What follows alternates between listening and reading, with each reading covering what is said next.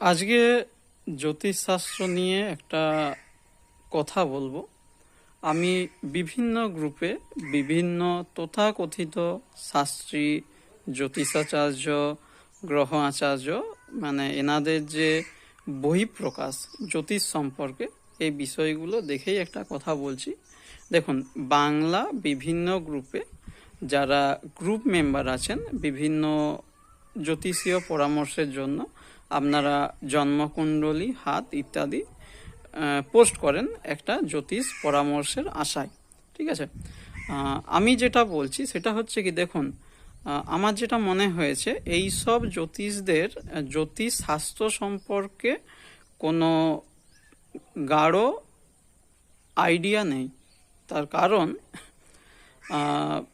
বেশ কিছু গ্রহ সম্বন্ধে এনাদের ভুলভাল তথ্য মানুষকে বিপথে চালনা করা, ভয় দেখানো এবং ভয় দেখিয়ে মানুষের মোরাল যে দিকটা রয়েছে সেই দিকটাকে হ্যারাস করে নিজেদের স্বার্থ সিদ্ধি করা, এদেরই এটা প্রধান উদ্দেশ্য হয়ে দাঁড়িয়েছে। তো আমার বলার বক্তব্য হচ্ছে কি, আপনারা যখন অ্যাস্ট্রোলজারের থেকে পরামর্শ নেবেন, সেই অ্যাস্ট্রোলজারের বেশ কিছু দিক একটু নজরে রাখবেন। তিনি শিক্ষিত না উচ্চশিক্ষিত, তার মোটিভটা কি, তিনি জ্যোতিষ শাস্ত্র সম্বন্ধে কতটা জ্ঞানমূলক কথা বলছেন। জ্ঞানমূলক মানে হচ্ছে গ্রহ সম্বন্ধে ভুলভাল তথ্য দেওয়া, এটা কিন্তু জ্ঞানমূলক নয়। ঠিক আছে, তার কারণ হচ্ছে কি, তার জ্যোতিষ শাস্ত্র কিন্তু কখনোই মানুষকে ভয় দেখাতে বলে না, সঠিক প্রেডিকশন যেটা সেটাই বলে, এবং এর যে সমাধানগুলো রয়েছে এগুলো স্বাস্থ্যসম্মত সমাধান। তার কারণ হচ্ছে কি, মানে পূজা রয়েছে, দান রয়েছে, রত্ন পরিধান রয়েছে, ইত্যাদি পথ রয়েছে। ঠিক আছে, আর যেমন কতগুলো উদাহরণ দিই, রাহু মঙ্গল মানেই যে হাজব্যান্ডের মৃত্যু, এটা কিন্তু নয়। আবার রাহু মঙ্গল মানেই যে কেরিয়ার থেমে গেল, এটাও নয়। অনেক ভালো ভালো police officer, IB officer, army অফিসারের জন্মকুণ্ডলিতে মঙ্গল রাহু কম্বিনেশন থাকতেই হবে, না হলে কিন্তু ওনার ওই জায়গায় উন্নতি হবে না।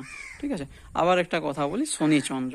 শনি চন্দ্র নিয়ে মানুষকে একটা ভ্রান্ত পথ দেখায় কি না, এটা একটা দরিদ্র যোগ। ঠিক আছে, অ্যাকচুয়ালি দরিদ্র যোগ নয়, সেই মানুষটাকে বিভিন্ন জায়গায় ঘুরে ঘুরে কাজ করতে হবে। ঠিক আছে, তিনি এক জায়গায় স্থিরভাবে কাজ করতে পারবেন না। আবার একটা গ্রহ কম্বিনেশন নিয়ে আসি, সেটা হচ্ছে কি না, রবি শুক্র। ঠিক আছে, এই কদিন আগেই একটা জন্মকুণ্ডলী আমারই এক পরিচিত ভাইয়ের গ্রুপে কেউ পোস্ট করেছিল, তো দেখলাম 90% অ্যাস্ট্রোলজার সেটাকে দরিদ্র যোগ বলে মানুষকে ভয় দেখাচ্ছে। দেখুন, অ্যাকচুয়ালি রবি শুক্রতে কিন্তু দরিদ্র যোগ হয় না।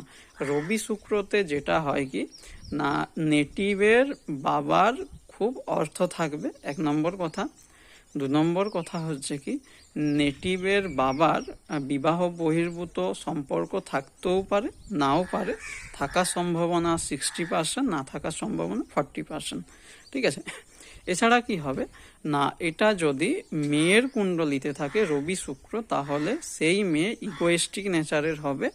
ছেলের কুণ্ডলিতে থাকলে তার ওয়াইফ ইগোয়েস্টিক হবে। এই ব্যাপারগুলো, এগুলো হচ্ছে অ্যাস্ট্রোলজিক্যাল এক একটা মানে ঋষি মুনিদের দেখানো এক একটা ডিকটাম। ঠিক আছে, এই বিষয়গুলো।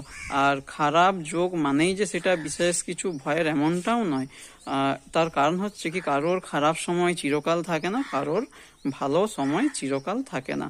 একটা সার্টেন পিরিয়ডের পর এই খারাপ সময়, ভালো সময়, এগুলো কিন্তু চেঞ্জ হতে থাকে। তাই আপনাদেরকে একটা কথা বলি, জন্ম কুণ্ডলী যার কাছে বিচার করাতে চাইছেন, তার মোটিভটা দেখবেন।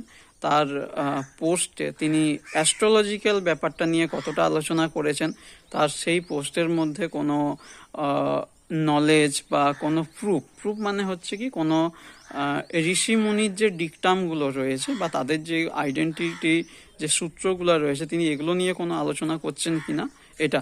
সর্বোপরি তার যে কমেন্টস বক্স, তার কমেন্ট বক্সে যে গুরুদেব আপনি মহান, আপনি শ্রেষ্ঠ, এই জাতীয় কমেন্ট ছাড়া তার পোস্টে কতজন ভালো অ্যাস্ট্রোলজার এসে জিনিসটাই সাবজেক্টিভ আলোচনা করছে, এই বিষয়টা দিকে নজর রাখবেন এবং সেই বিষয়ে তিনি কতটা সাবজেক্টিভভাবে পার্টিসিপেট করছেন এটার দিকেও নজর রাখবেন। আমার আজকের পোস্টটি কেমন হয়েছে, আপনাদের কোনো কাজে লাগছে কিনা অবশ্যই সেটা কমেন্ট করবেন, আর পেজটা ফলো করবেন, শেয়ার করবেন এবং কেমন লাগলো সেটা কমেন্টস করে জানাতে ভুলবেন না। নমস্কার।